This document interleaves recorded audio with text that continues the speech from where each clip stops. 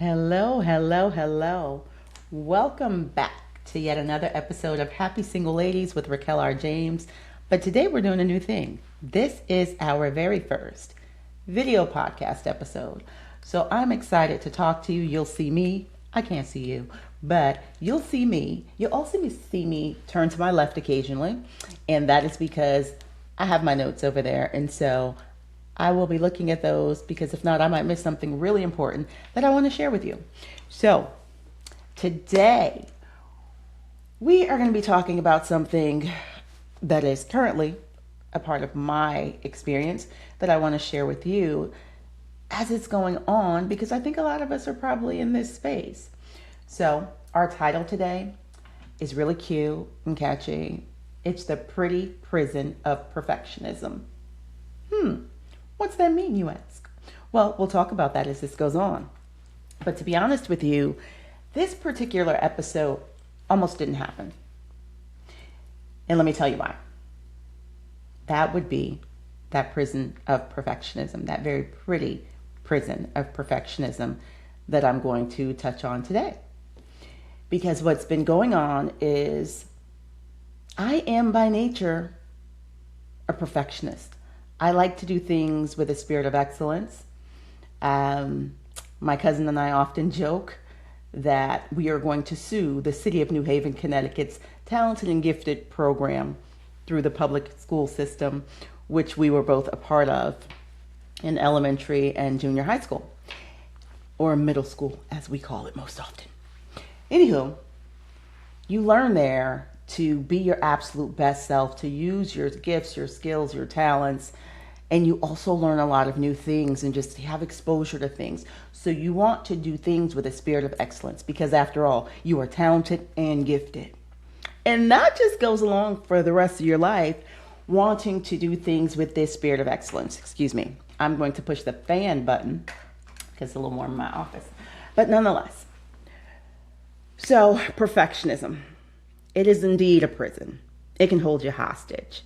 And we sit in it for long periods of time, not doing things that we maybe know we should do or want to do. But why do we do that? Well, there are a couple of things going on here. So, first and foremost, every time you get ready to do something, like you want all the things to be perfect first, right? Because that is a spirit of excellence. And for those of us who are disciples of Christ, even more the reason, right? We want to do things in a spirit of excellence, put our best foot forward, and be a proper representation of Christ. Or at least that's my thought process. So for me, that can put a pause on things. What's that really look like, right? So I'm going to tell you the truth. In that, I'm waiting for perfect timing. I'm waiting for perfect branding, perfect confidence. I want to do things with great certainty. And what I've noticed in doing that is over the years, I've known lots of people that are in this same industry as I am as it relates to coaching or speaking or facilitating workshops, training, that sort of thing. I've met maybe, 20, 30 good people that I can look at now and see where we are in different spaces. And although I've had great accomplishments, say in the workspaces and different things, in this space, I lean back a lot. Why? Because I don't like things that look messy or things that sound noisy for me, right? And when I say sound noisy, I mean all the things around me, not actually just audio noises, but that like grammatically something's wrong or things are not aesthetically pleasing. For me, those things are like noise in my head and will stop me dead in my tracks and need to be right before I can release a podcast or send you over to my new school community, Her Whole Life. And I'll tell you more about that at the end of this episode. But for me, those things need to be like perfect before I can share them with the world. Meanwhile, I know people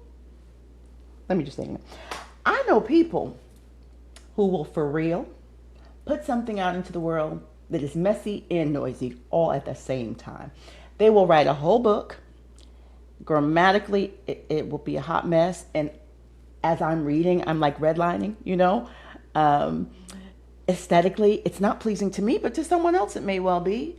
Or they'll post tons of things on social media that I'm looking at and going, oh my gosh, the punctuation is a whole hot mess. Or maybe there's just no punctuation in this thing at all. And I get it. We all make errors and we're all flawed, right?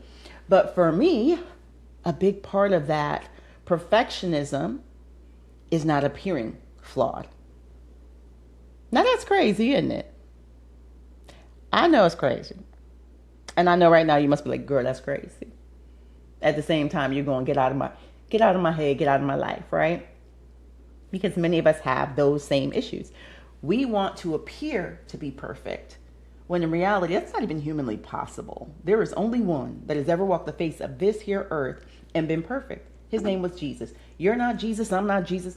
So I'm just trying to get over myself, humble myself, and do what the Lord is telling me to do, right? And we'll talk about that in another episode. We're going to talk about obedience. We'll get there. But I know for sure that I'm not perfect. So I don't need to try to show up and be perfect. So as we walk this journey out in this season, you are going to see me show up in ways that are just different, right? I'm not going to be a hot mess. Let's keep it real. I'm not going to show up and be a whole hot mess because that's not my jam. But I'm going to show up even when things don't appear perfect for me. And the craziest thing, sis, is a lot of times the thing that I think is an imperfection is the thing that may speak to someone else. Me being my authentic self and telling the truth as to where I am in this moment could help someone else. And that is wild, and it's not new news to me. Yet somehow I have still remained fairly consistent in my, in my goal of not putting mess out and kind of holding back and thereby just procrastinating, right? So I want to ask you a good question. How many dreams do you think have been delayed or derailed waiting for perfection? I know the number's endless. It has to be endless. You know, I'm sure you've heard before where they say that some of the best ideas and greatest dreams are in the graveyard because people died with those things or some variation thereof of that, right? But people have died with their dreams. Like God's given them great vision, great ideas. And instead of stepping out and doing the thing, they don't do them for a number of reasons that we'll get to, but procrastination is definitely one of them. Perfectionism is one of them. And so I'm going to tell you the dreams that were delayed for me, or the things that I should have done that have been delayed.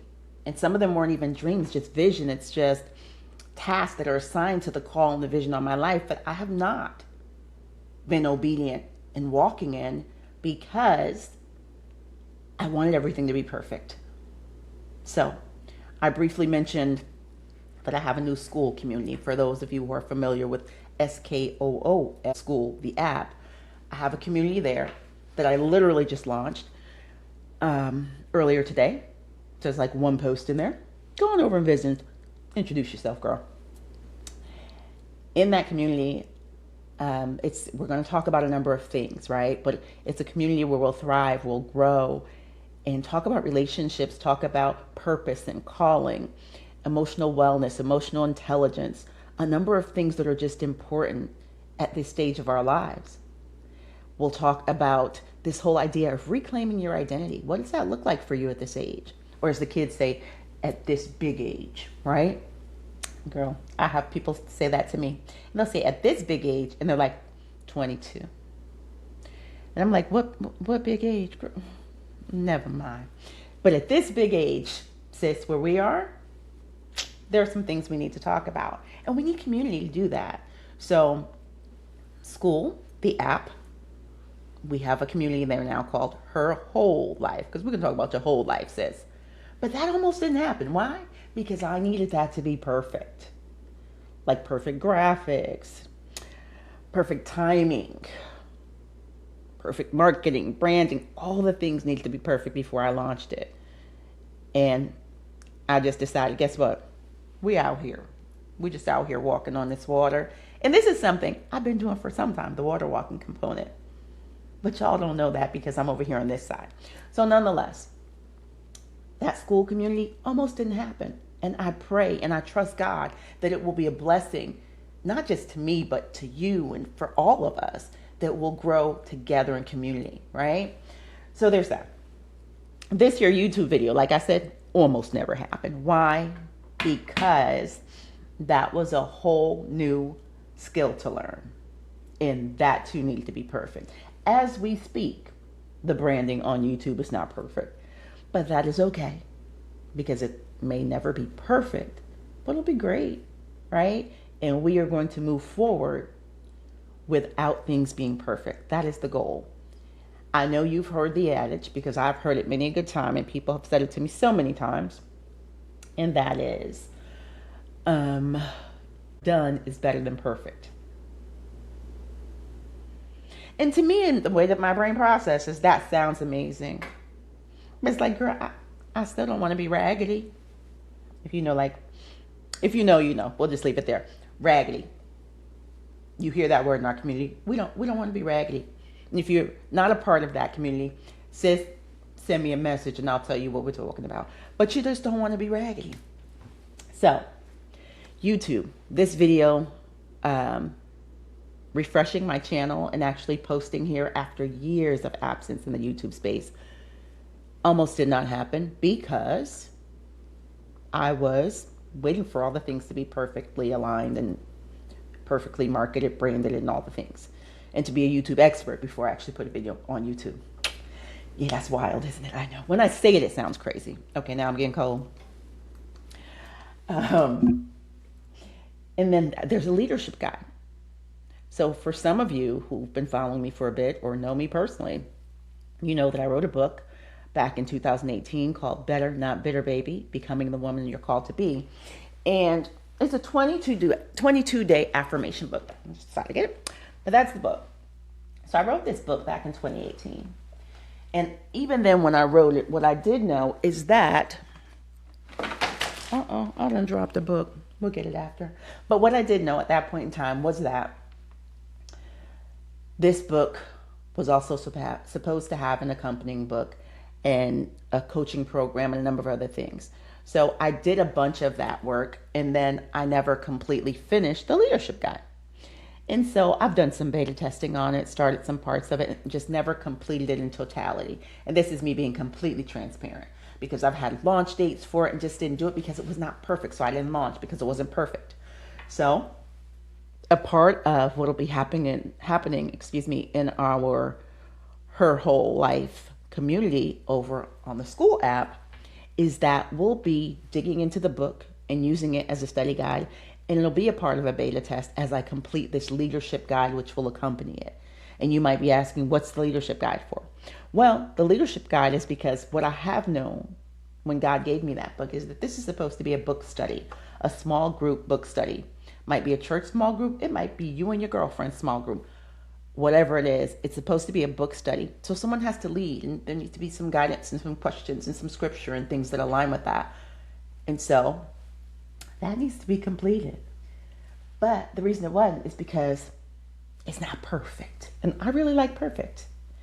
But we're getting past perfect and now we're getting to done. So we'll be working through that. And then there are just a lot of projects that kind of sit on the shelf for me because they're not perfect or perfect according to me. So what I'm learning in this season is that perfectionism is really a pretty prison that holds you hostage and stops you from doing the things that God is calling you to do. And so I want you to walk with me through this process in my life. And hopefully this helps you and blesses you in some way as well, where I'm just in a season where I'm just going to do it. And I cannot allow that spirit of perfectionism to stop me. And earlier I mentioned that, that perfectionism has a cousin and her name's procrastination. And girl, that's what I was just telling you. All this delay. It's like you sit and I'm like, okay, it's not perfect.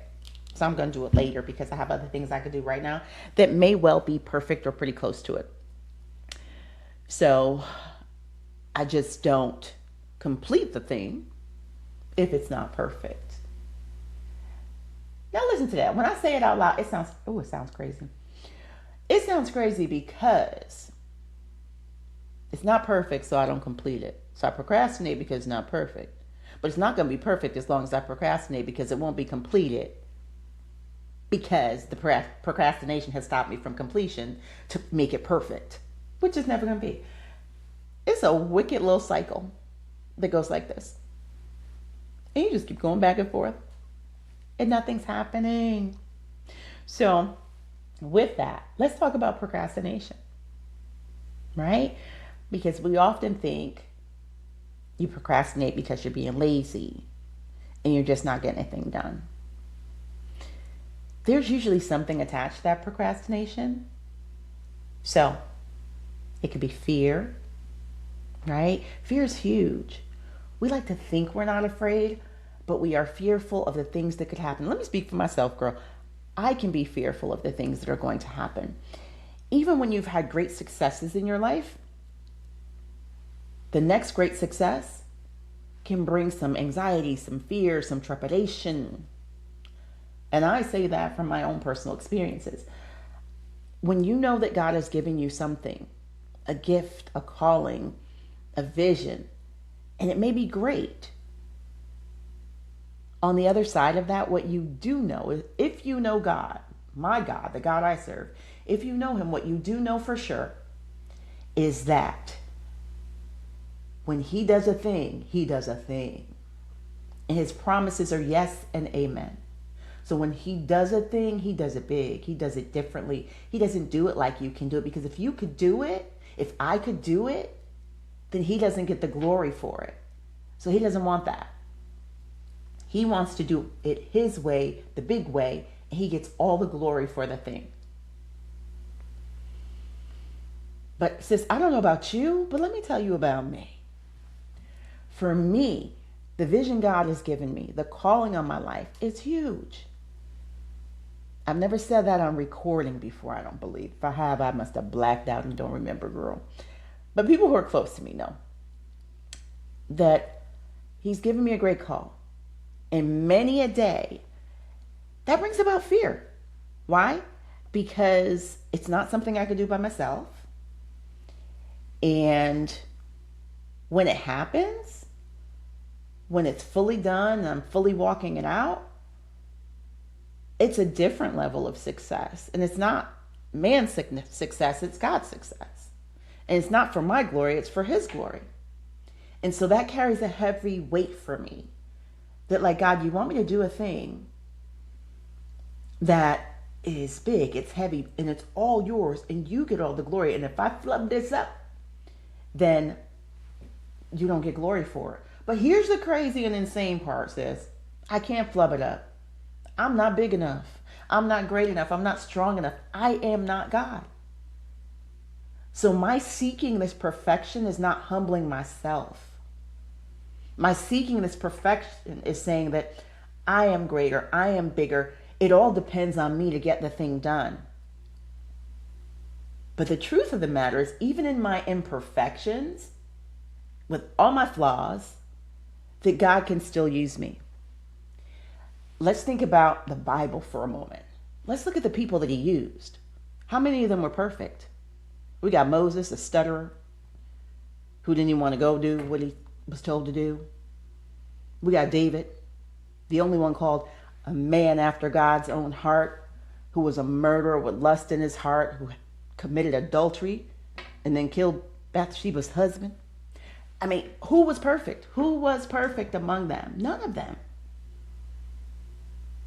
Like, perfection where there was none. But did he use them? Did he use them? He did. He used them mightily, in spite of themselves.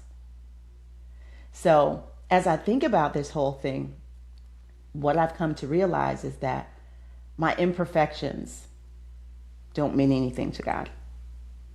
And that I have to move out the way They say, move, get out the way. Except for God wouldn't say that word. So, you know what I mean? But move and get out the way, because that's what we need to do. So, sis, if I'm talking to you, tap yourself on the shoulder and say, yeah, girl, get out of the way. Move and get out of the way. And as the old saints might say, let God use you. And as some might say, I might be an old saint, but we're not going to talk about that. Whatever, right? My kids would say it. But I would tell them something different, because that's not real. Anyhow, so fear of being successful, right? Knowing that this always on me, but it doesn't. And being afraid of what's on the other side. Being afraid of the success that comes with this. That ain't even mine. It belongs to God. He gets the glory. He has the successes. I'm a vessel that he will use. And I want to be a willing and open vessel for him to use. So I need to humble myself. So this whole video that's not perfect, that's a part of me humbling myself, sis. Yeah, and I'm going to need to get some new glasses. Another story, another day. But humbling myself, that's where we are, right? So that this fear of success means nothing, because I'm not required to do it all by myself. He's already done it. He's given me a vision, told me the things to do, bringing people into my life that speak into that. What am I going to do with this fear? Sit on it and be prideful? Because that is pride, right? Not humbling yourself is prideful. So I'm being prideful, which has always been my jam. Being prideful has always been my jam. If you know, you know. I've worked on it for years, and the Lord is not through with me yet. But it's a part of that process, right? Thinking that you're so great and so grand that you create the success on the other side, and you have to be afraid of something because you don't know what to do when you get to the other side of this thing. Truth is, I don't need to know what to do when I get there. He's got a plan and a purpose. If I listen, he'll tell me. He'll tell me. And so then fear of getting it wrong, like I just said. What if I don't do this right? I could jack a thing up if I'm not paying attention. Or even when I am and I think like, oh yeah, this is perfect. This is the way to go. It could be very wrong. But that's okay, because he's perfect. He's perfect, right? And then the fear of disappointing others. So my biggest fear in terms of disappointing someone is disappointing God. That's the biggest fear, disappointing him. Because this is big, it's his, it's not mine. And as I said, if I flub it up, oh man, I messed it up. But again, I'm not big enough to mess it up. It's not mine. I can't mess it up.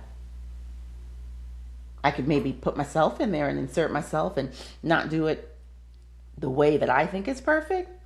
But he is perfecting this work in me. And what's Romans 8:28 say? All things, not some of the things, not half of the things, all things work together for the good of those who love the Lord and are called according to his purpose. Sis, if you love the Lord and you're called according to his purpose and you're walking out the thing that he's called you to walk out, it's going to work for the good. Stop worrying about it. I'm talking to you and me at the same time, girl. Okay, so then all this perfectionism, the emotion that it brings about, anxiety. And I speak to this from two different angles.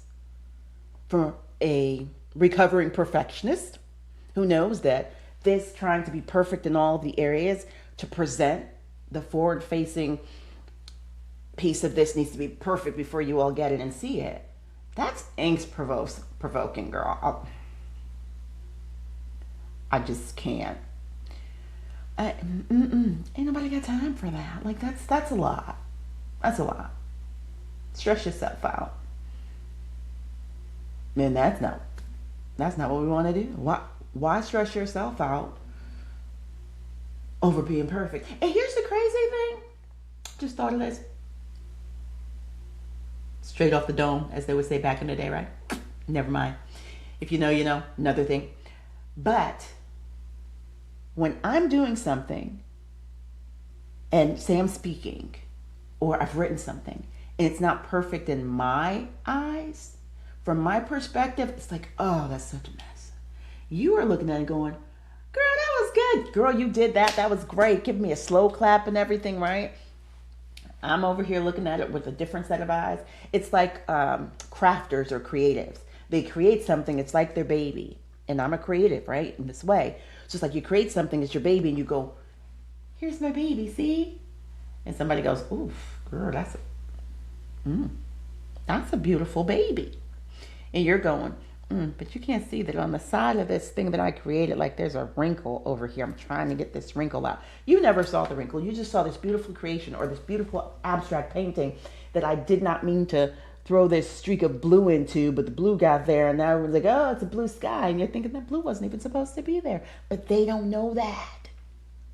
So that's the wild part. People don't know that it's not perfect. You know that it's not perfect. They don't know. Until we call attention to a thing. That's when they know. That's when they're clear that there's an issue. And even then, they're still trying to figure out if it's really an issue or if you just made something an issue because they don't see it from the same perspective. So, there's that. The anxiety that comes with that. And then the anxiety essentially creates avoidance. So, here's going back to that not getting the thing done, right? Perfectionism causes you to be anxious about it not being perfect. And then that anxiety says, oh, hey, hold on, let me do something else instead. Now, let me give you my example. So instead of recording this video, what I would normally do is go upstairs and make myself a bite to eat. Maybe I'm hungry, maybe I'm not. Maybe I just go upstairs and get myself a cup of tea, right? Go get me some tea. And then maybe I'd scroll for a couple of minutes because why not? I'm drinking tea, I'm relaxing, scroll a minute. And so now I'm avoiding doing the thing that I need to do. And then what happens? Then I'm looking around, it's like, oh girl, it's late. It's really late. I can't do that tonight. I'm going to have to do it tomorrow because now it's too late for me to record. Right? Or maybe on other occasions, I'll go upstairs and be like, what's that on the floor? Let me sweep. Sweep, girl. You have work to do. Why are we sweeping again? So, perfectionism leads to the anxiety. The anxiety then leads you right into that avoidance of a thing. And then the avoidance just morphs itself into procrastination. Wild, isn't it? It is wild. So it started all with this pretty prison of perfectionism, which leads you to just being anxious about the thing not being perfect. So then you avoid doing the thing because it's not perfect. And then you just procrastinate indefinitely because it's still not perfect and you're anxious about the fact that it's not perfect, but it's not going to be perfect because it's not done. It sounds like a crazy person, doesn't it? And, you know, I use crazy loosely because I'm a whole licensed therapist and I don't really call people crazy. Now, so let's see how it shows up in your life. Let me give you some examples. Waiting until you're perfect, not until the things are perfect, but you're perfect as it relates to, say, a relationship. Before you start dating, you want to be perfect. So what's that look like? You need to be, in great shape. So you need to lose 10 pounds, 5 pounds, 20 pounds before you could put yourself out there to start dating. So you're not going to put any pictures on the dating site. You're not going to go to any events because you're not perfect yet. And like this man that God sends for you needs you to be perfect, right? Wrong. Not real. Not real, girl, not real. Sis, it's not real. You don't need to be perfect. What I know about me is I am imperfectly perfect. So when I think about relationships, I think about this a little bit differently. Wild, right? To put this branding and those things out that the Lord's calling me to, that's got to be perfect. When I think about myself in relationships, whether it be a romantic relationship or friendships, I am me. I'm perfectly imperfect, a creation of God. And this is who I am. And I'm evolving, I'm growing, learning new things every day, becoming the best version of myself. So if you're waiting to be perfect to be in a relationship, girl, what are we doing? And why? Why? That's not going to happen. So then you might lose the 10 pounds, right? You've lost the 10 pounds. So you're like, oh, I need to get my teeth weighed in. I need to grow my hair out. I need a new hairstyle. Maybe I need to cut my hair off. Like there's a million things you could do so you can get it perfect that you're never getting to. So what do you need to do to be perfect for these relationships? Or maybe, this is one of my favorites, and you'll hear about this a lot in our community, over there on School, Her Whole Life. You'll also hear about that lots here, because this is something that a lot of women do. Waiting for Boaz so you can have your perfect life. Waiting for him before you get living. So let's talk about Boaz for just 2 seconds. Just 2 seconds. We're all talking about Boaz. Couple of things. Boaz was old. Now sis, listen. I'm not mad at old. We are 50 plus. But we're not old. Let's clarify. We're not old. Don't play with me. Okay. So anyway, Boaz was 50 plus and died shortly after they got married. So just imagine you just waiting out here for Boaz before you live your life. So you can't travel. You can't purchase a home. You can't go to a nice place because you want to go on a romantic date there with your Boaz. I've had people tell me that they don't want to go to, like, let's say, the botanical gardens at Christmas time, because they do a beautiful display here in Atlanta at the botanical gardens at Christmas time. Lights extravaganza, right? Beautiful. But they don't want to go there because they're single. And when they go there, they want to go with their Boaz. Or maybe there's this really nice restaurant and you're a bit of a foodie and like a good meal, but you don't want to go to these restaurants because the first time you go, you want to go with your Boaz. Or, my favorite, you want to travel and you want to go someplace beautiful. Maybe you're waiting to go to Greece. Now, I was supposed to go to Greece when I turned 50, almost 6 years ago, good Lord. But we were in the middle of a pandemic, and then I never got there. But I'm not waiting for Boaz to go. Okay? So maybe it's Greece. Maybe it's Bali. Maybe it's, I don't know, wherever it is, sis, you want to go. But you're saying, well, I really want to go with my Boaz. Girl, I hear you. But where is Boaz? And furthermore, what if Boaz shows up and is a budud and he don't want to go nowhere? Or what if he shows up and he, like Boaz, he just died? Girl.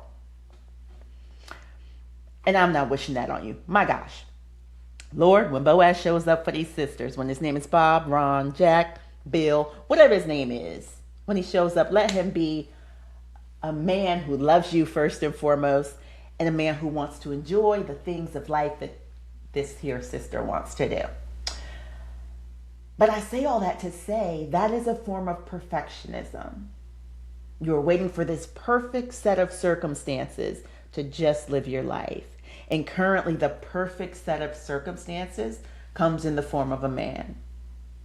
So until then, you've opted not to live. You've opted to exist, to be successful in your career, to maybe have some loving relationships in your life, but not play full out because this man has not presented himself as of yet. God's not sent him to you yet, so you can't fully live. Stop it. And I'm going to say that a lot in a lot of conversations, so if that gets under your skin, just go on and log off. Log off, because you're going to hear me say it a lot. And I might not be your girl. Because you need to live now. We cannot wait for a man to live your life. And I'd say the same to men. Don't wait for a woman to live your life. Like, God has given us this time. It's a blessing. And we should fully enjoy it. So, if that, kind of convicted you, got under your skin, made you mad, talk to the Lord. Don't talk to me about that. Okay? And then it shows up by way of affecting your purpose. Let me raise both my hands, because that's what I was just talking about a few minutes ago, right? We sit on business. Instead of standing on business, we sit on business and not do the things that we should be doing as it relates to business, because we're waiting for a perfect set of circumstances, a perfect scenario to say, yes, now I can get out here and do this thing with my business, or start this business, or grow the business, or partner with someone else who's in business. Whatever it is, you just don't do it because situation and circumstances are not quite perfect. If you're like me, like I said, it's the branding, it's the marketing, it's all the things behind the scenes need to look perfect. So when it hits and you launch, this is beautiful, it's exceptional, it's perfect. Your version of perfect, my version of perfect, someone else's version of perfect, they're all subjective, none are the same. So what we're sitting on right now, what you're sitting on right now, that's imperfect to you, you might put it out and I'm like, girl, you are killing it. What? That's amazing. But no one will ever see it if you don't just do it. And that's why I'm sitting here talking to you on this here YouTube. The book. Do you have a book in you? Like sis. Maybe it's a book. Maybe it's a workshop. Maybe it's just sharing your story with people on a daily basis and letting them see how big God is and how he's no respecter of persons, and sharing your testimony that blesses somebody else, encourages them, and lets them know that, wow, if she could do it, I could do it too. I know I can, because she did, and God did it for her. And we have this similar set of circumstances, yet somehow here she is and here I am. Right? Or maybe it's ministry. Let me raise my hand again. My hands are going to be tired. I'm going to need a whole Aaron and her in a minute, because these hands are going to get tired from being raised. Anywho, sitting on the ministry. So let me speak to me. I'll share some more about me. Y'all going to know way too much about me, and I'm going to feel very vulnerable. Okay? But a part of this great vision for my life is serving in ministry, which I've done in various formats for a number of years. But God has a greater call. And that makes me uncomfortable. If I'm telling the truth, it makes me uncomfortable. So that's another part of the reason that I sit on the perfectionist side of things. Like, it's got to be perfect before I do it. So when I put it out there, but it's not even mine. It's not mine. So I don't need it to be perfect. He's perfect, and that's what matters most. As long as he's perfect, this whole thing is going to be fine. If I disappeared, as the kids would say back in the day, I'm going to disappear. If I disappeared right now, God would still do what he's using me to do without me. And the same holds true for you, sis. So if the Lord is calling you into ministry and telling you to do a thing, do the thing. Do it. And sometimes I know I'll be kind of talking at you like, what? You know? I don't want you to square up or anything. None of that. Just calm down. I'm a lover, not a fighter. But do what he says do. Let's just do it. Right? So don't let this perfectionism lead to anxiety that brings you to avoidance, and then it's procrastination, and you've not served in the way that you're supposed to. Maybe it's a missions trip. Maybe you're supposed to go on a missions trip. And you're like, girl, I ain't got no money. I don't have this. I don't have that. I can't do this. I need to. Is that what you're supposed to be doing now? Because if it is, and if it's a God thing, what I can tell you for sure, people like say one thing's for certain and two things for sure. What I can tell you is that if it's God's, he's made provision for it. He's not asking you to provide something and to go out and do something that he's not already covered. And we can again go back to the Bible. Anything that he's called someone to do, he's made provision for the thing to happen. Let's think about that time out in the wilderness. that long time in the wilderness that wasn't even supposed to be long. But did he provide? Even when they didn't deserve the provision, did he provide? Did he send manna from the sky? Now, I'm not telling you sit around, wait for manna and not do anything. Don't go tell anybody. Raquel said, don't do that. Don't do it. That's not what I said. But he will provide for those things that he's called you to do. So if it's a mission trip, he's made provision. You just have to tell people you're going on a mission trip, and he'll use the people. So then there's faith. Now you say, how can perfectionism impact my faith? Because we like to over spiritualize a thing. So this is how this looks. Oh, do you think you're going to do such and such and so and so? Ooh, I'm going to pray about it. Now, I am not saying don't pray about it. Don't say I said that either, because I didn't say it. Pray. But don't tell me you're going to pray and not do anything. Because what is that? Right? So if we're sitting and we're waiting for God to do a thing, the Bible tells us faith without works is what? Dead. It's dead. It's not to be done.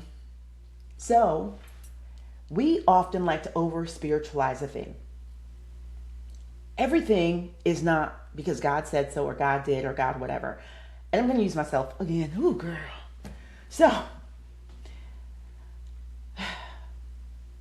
there are times when the Lord shows me something by way of a vision. He may not fully show me something. And in the past, I've matured a bit, thank the Lord. But in the past, when I really wanted a thing, even if he hadn't showed me the complete picture, if he showed me part of it, I'd be like, go. Right? So I might be like, well, Holy Spirit said, so I'm going to do. Holy Spirit said this part, but he didn't tell me to do this piece, right? So I'll use relationships. They're easy. Holy Spirit may show you something. He has shown me like that I will get married someday. But he didn't put a face. I didn't see a face in this thing, right?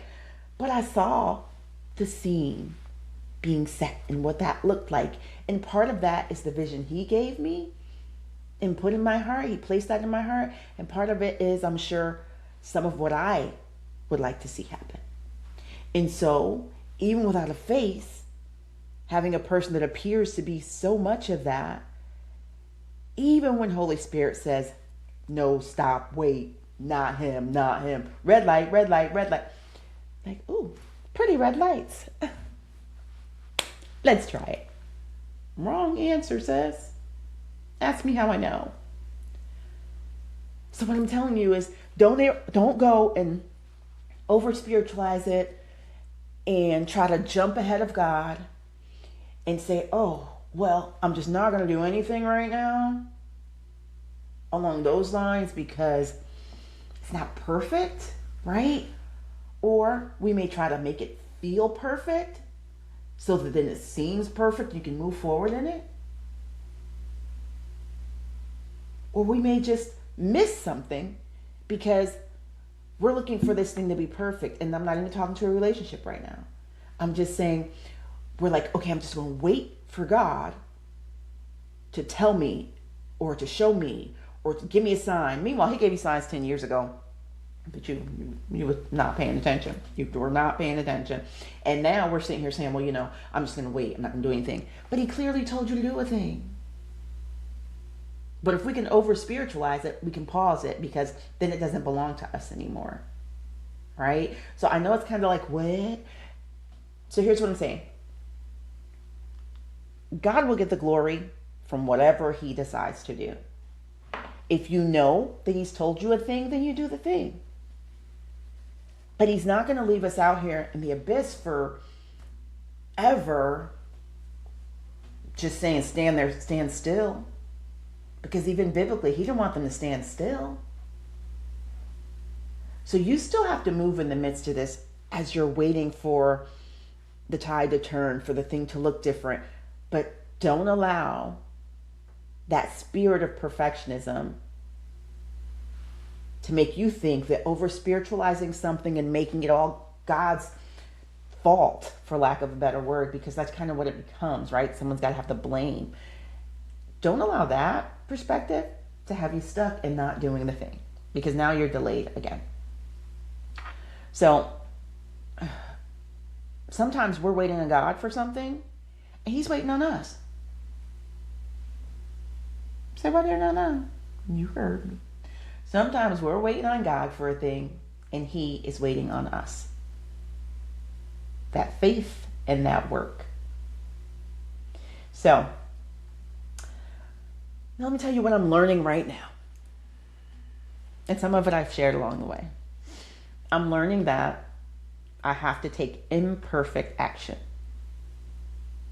So that's why I'm talking to you on this video about it. And I'm learning that in that, I have to be really vulnerable and transparent. Which again, is really a thing. It's a thing. Because that means I show up as my whole self, my authentic self. And so some days I'm going to look really great. And some days I'm going to be like, girl, I'm tired. Not raggedy, but I'm tired. And maybe I'm not, up to snuff. Some days I may not feel like it, but I'm going to show up anyway. Because it's not about my feelings. It's about God's desire for me to walk in calling. So, taking imperfect action. The branding won't be perfect and on point. As I said, right now, if you go to YouTube right now while I'm recording this, which you probably won't, because you might not even know that exists for me. But if you did, you go there, there'd be no cover banner. Why? Because the one that was there was dated from years ago, and I took it down and was toggling and messing around and going down a rabbit hole trying to create a new banner in Canva. Created a beautiful little banner, something that I could be happy with. I don't know, it wasn't perfect, but I was like, it's good to go. And then got in there and somehow with the sizing and the grid and the blah, blah, blah, blah, blah, blah, blah, sounds like Charlie Brown's parents started talking and it didn't work well. So I just pulled it down and left it blank. So when you watch this video, there may be a cover banner. There may not be. But I still took imperfect action. Launching before everything's figured out. I'm learning that. That's hard for me. I like things to be figured out, people. I like to know what's next. I am the person that if I want a really nice party, I want to know all the things that are happening with the really nice party. So that means I'm probably the person planning the party, but then I'm also probably the person that's complaining a little bit like, hey, I don't really want to do this myself, for myself. But then if somebody else did it, then I'm probably looking at it like, ooh, thank you, right?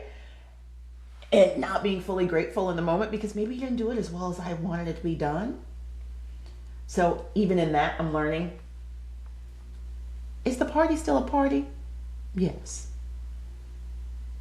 It's still a party, right? And it's still one that's done with love. And so, and not that I'm not grateful, like when my children do things for me, they do beautiful things. We do things differently. So if I want a big party, then I just do it myself, right? And not big as in, or I should say a luxe party, then I might need to do that myself, right? So I might need to do something myself. But in this, I'm learning, I don't need to wait until it's all great and perfect. I just need to do it. So perfection does not need to take place before I launch a thing or do a thing. Or I may well be waiting for a long time to do that thing. Case in point would be my leadership guide. Because if I'm completely honest with you, 2022 is when I left my corporate role. And that guide was supposed to be done then. I don't know when you're watching this, but what I do know is you're at least watching it in 2026. Might be 2028, 29 by then it'll be done. But as of this time, that's 4 years. 4 years. Because it wasn't perfect. And because I couldn't put the time in to make it perfect. But I could, but that's another story for another day. Okay? So what it will say is, even in all this learning, I don't have all the answers. That's why it's called learning, and we're going to do it together. I'd love for you to join me on this journey and just be a part of this thing. Because right now, I don't have all the answers. I don't have every piece of the puzzle. But I do have enough to take the next step. And here's something that the Lord's taught me over the years. When He gives me one thing to do, I should just do the one thing. The way that my brain works with the perfectionism is like, oh, okay, so let me do this thing. Okay, so on top of that, let me do this, this, this, and this. Because I can make it better. Let me put my spin on it. Let me put the Raquelism on it, and we'll, no, just do the one thing. Because then when we do the one thing, He gives us the next thing to do. I think it was Dr. King who said, you don't need to see the next step. Just take one step in faith or something along those lines. I know I'm flubbing that quote up, but you get it. If you really want to see it, look it up. Dr. Martin Luther King Jr. Take the next step in faith. That's what I can tell you. So I have enough for the next step. And that in and of itself is extremely powerful. Because that's really all we need to do is take the next step. So I'm encouraging you to think about that, right? Focus on progress, not perfection. You see, I go from hot to cold. Let's not talk about it, okay? Fans back on. And so we're going to focus on progress and not perfection. Because as I said earlier, done is better than perfect. And the great thing is, even with this video, next year this time I can look back on and be like, that was a good start. But it's better as I become more consistent in this space. And as I learn more about the tools that are available to me, it gets better. But we've all got to start somewhere. And somewhere is usually kind of small. And that's okay. Somewhere is usually imperfect. And that is okay. And somewhere may look like there's some fear, some anxiety, some trepidation. But as long as you do it scared, that too is okay. So just do it. We ain't paying Nike for that. Okay? Now, so what I'll say is, as I said, progress, not perfection. So make this next step ridiculously small, like really small, right? A lot of times I'll tell my clients, don't worry about like a laundry list of things to do. What's the one thing that you can do to reach this goal that you're working toward? What's the one thing that you can do? So, for me, it's not finish the entire leadership guide. It's like finish the first week of the leadership guide, sis. Not go out and build an entire platform.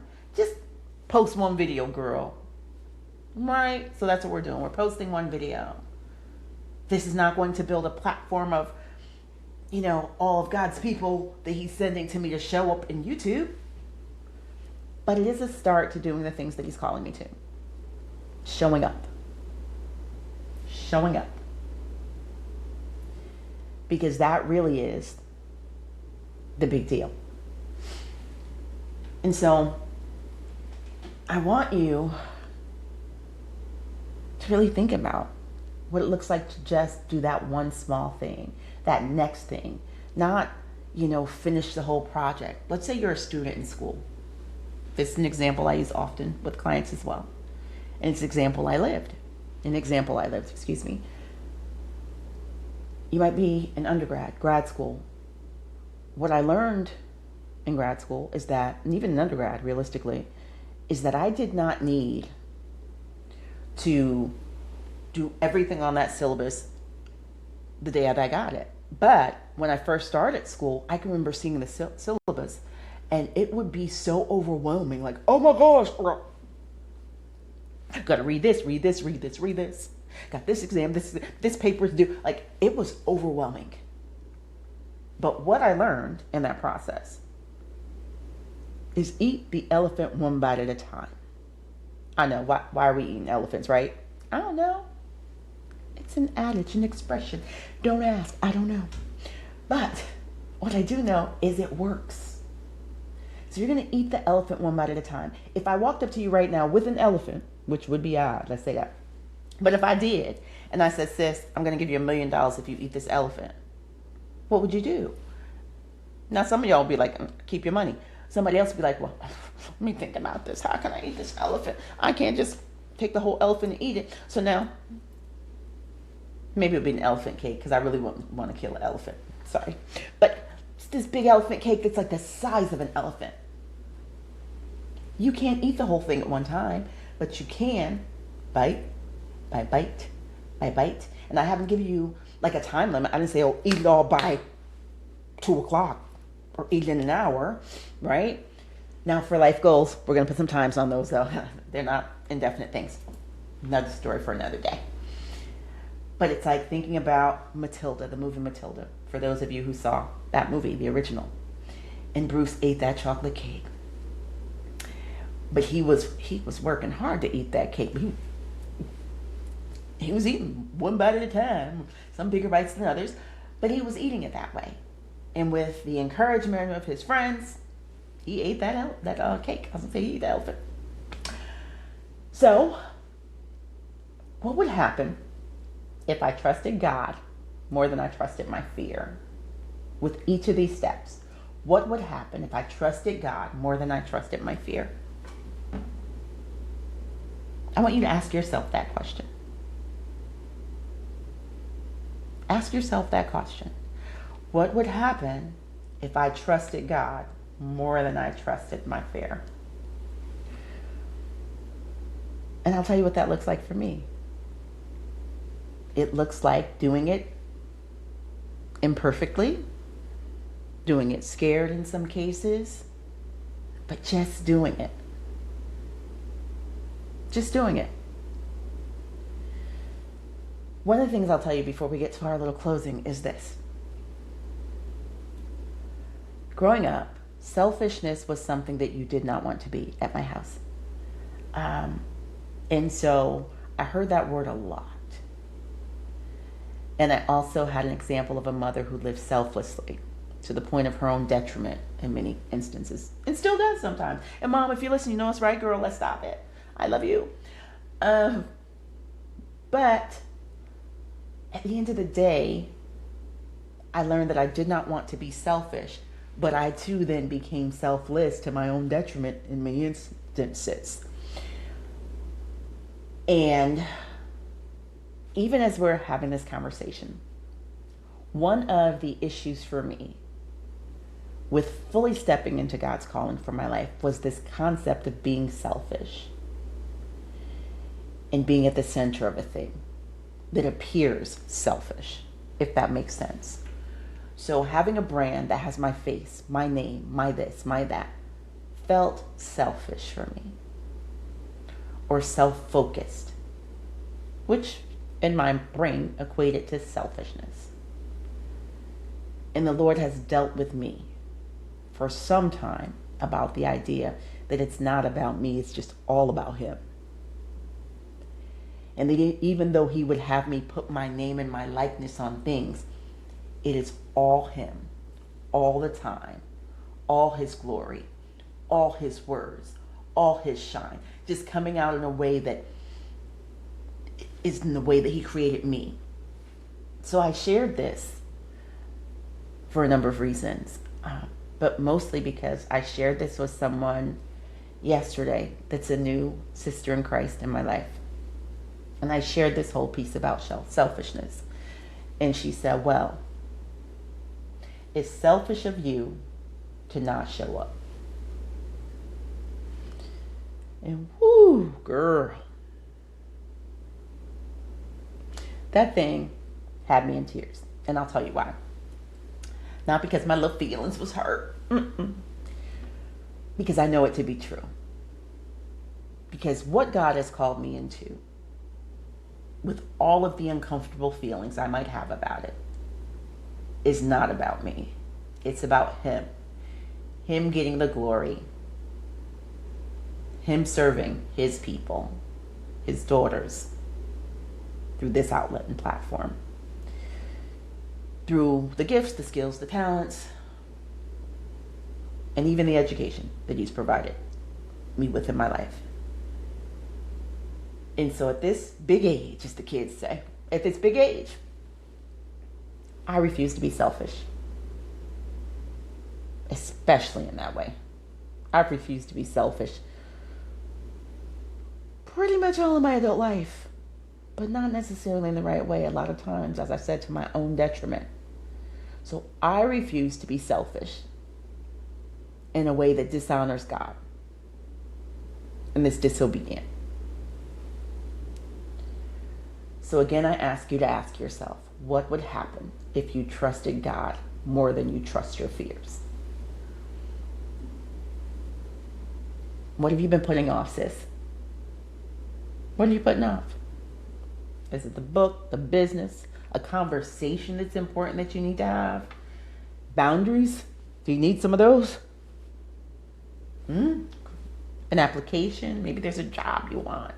Some dream job, some contract, something that you really want, but you just haven't done it because you don't have the perfect set of circumstances. And if it's a job or a contract, think about this.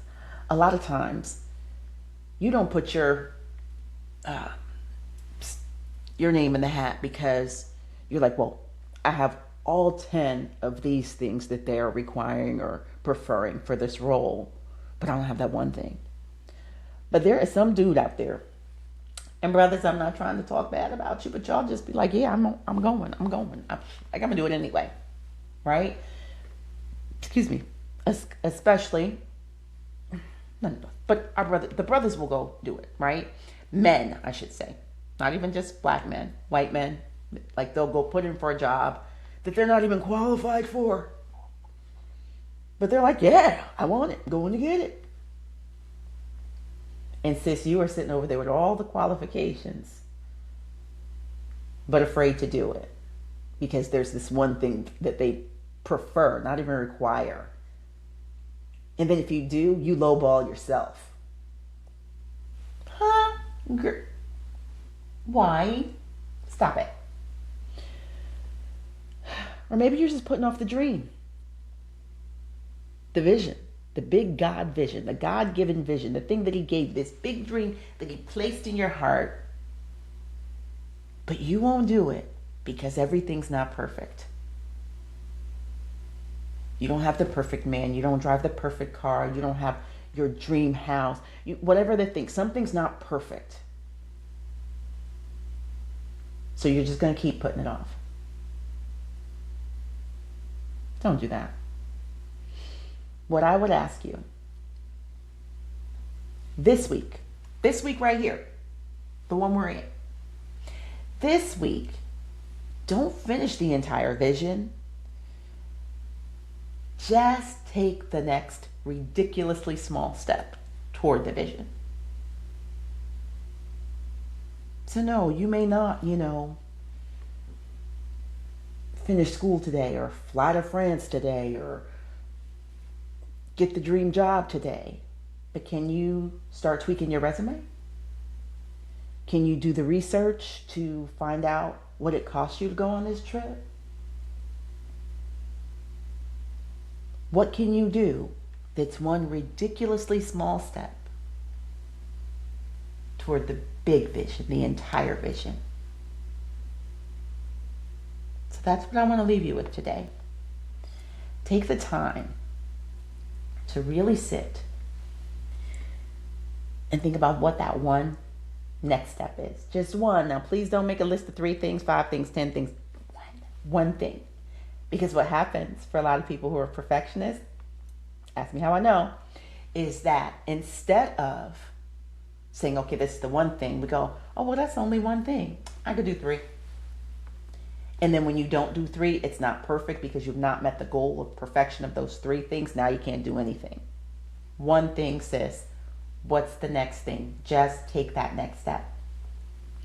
So, if you've enjoyed our little conversation today, go ahead and subscribe here on YouTube, comment, and let me know what the one thing is that you have been procrastinating on because of perfectionism.